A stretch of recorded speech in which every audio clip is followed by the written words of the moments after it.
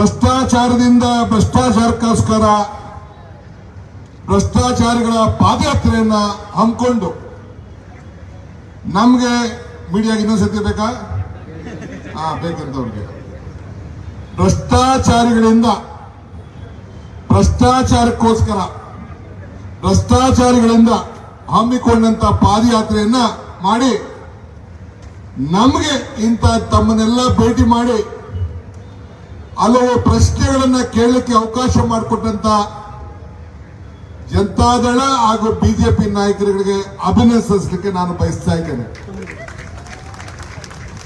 ನೀವು ಈ ಪಾದಯಾತ್ರೆ ಹಮ್ಮಿಕೊಳ್ಳಿಲ್ಲ ಅಂತಿದ್ರೆ